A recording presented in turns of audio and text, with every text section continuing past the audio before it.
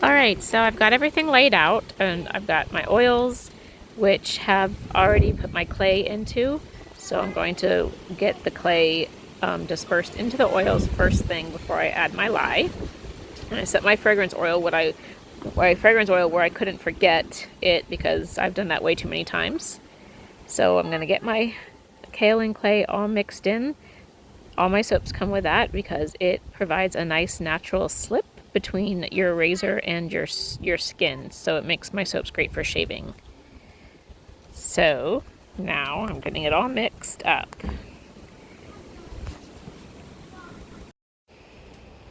So this is actually the second time I've made this soap. I made it 2 days prior to this, and I was pouring and realized it wasn't filling the mold as it should, so I remembered that I had forgot the coconut oil, which made the soap completely worthless because it was full of lye still.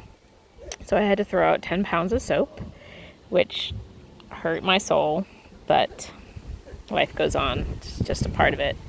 Now I'm straining my lye water through a strainer to make sure that there's no chunks that didn't get dissolved or lye lint or anything that could cause problems later on. I certainly don't want another mistake. I'm going to only blend till it is emulsified. I am using a floral fragrance oil, which surprisingly doesn't accelerate too much, and I altered my regular recipe a little bit more to have more liquid oils so I would have more time to work. And everything's nice and cool, probably about 80 degrees, so that gives me more time. So I only wanted to mix until emulsification and not to trace. And I haven't put my fragrance oil in, as you can see, because I'm going to do that as I go, like last minute. So I'm going to separate off my colors. I think I did 4 different colors, 3 colors in white. I don't know, we'll see. I can't remember. I didn't post about my failed soap on my main business page. I talked about it over on my Friends of Bar and Bar Soap Co. page. So if you want to see more behind the scenes stuff, get over there and join that group. I already had all of my colors pre-dispersed in some olive oil so that everything would mix quickly. I want to avoid mixing as much as possible. I just added some titanium dioxide to my base color to make it whiter. And now I'm going to start adding my colors into, seems I missed that one. I'm not going to stir them in because, believe it or not, even some colors, some micas, can cause your soap batter to accelerate. So I always just pour them in, but I do not mix them. And as I go, I mix them after they're all poured in and I'm ready to move on to the next step. I did already use this fragrance oil the other day when I made my failed batch. So I did know that it didn't accelerate much. I knew I could get it to work as long as I had all my temperatures right and the right kind of recipe. So I'm going to start mixing with my lightest first. So this is my white, which is titanium dioxide. And then yellow. Go from light to dark so you don't have to clean off your stick blender.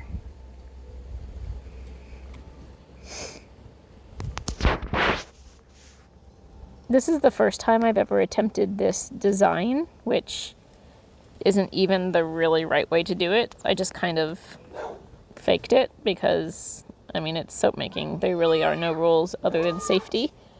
And as long as you know the basic chemistry, you're good to go. You can pour any way you want. Adding my fragrance oils in, and I'm only going to hand stir them, I believe.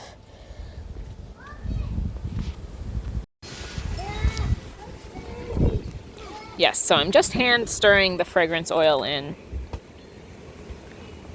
The less you use your immersion blender, the better. Once emulsification happens, things kind of just move along on their own, so You don't want to agitate it. I think I just walked away to get my mold because I forgot to bring my mold in. Typical. Oh, I know, my mold's out of shot. I was just pouring that in. See, I did have my mold. So I poured the base color in and then adjusted the camera so you could see. So now I'm going to start alternating colors in just pouring into circles within the mold.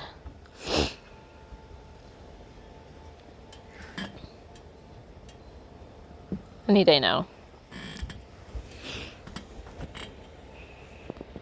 This fragrance oil is actually, I think it's a Bed Bath & Beyond, no, a Bath & Body Works dupe, Baja Cactus Blossom.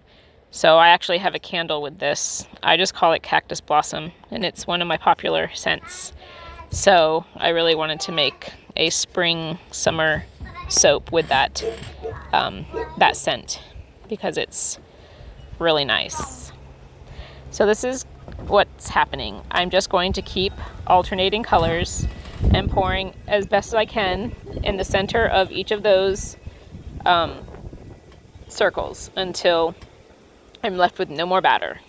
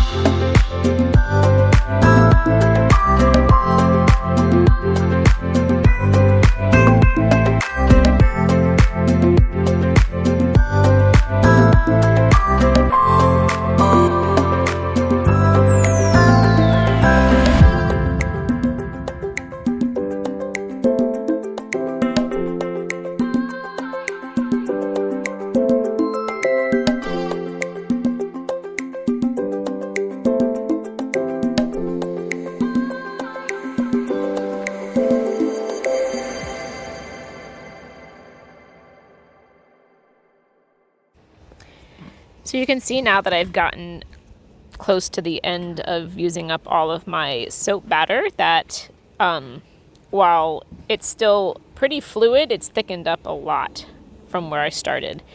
But I'm actually really surprised by how well this fragrance worked. And it's always a nice surprise when something smells really sweet and floral and it doesn't ruin your soap. So I'm just finishing up. I'm going to give it a good jiggle to get it all nice and flat on top as soon as I scrape every last bit out. And you might be thinking it doesn't look like much now, but I'm going to stick a chapstick straight down through the bottom and draw the soap out into like a flower design.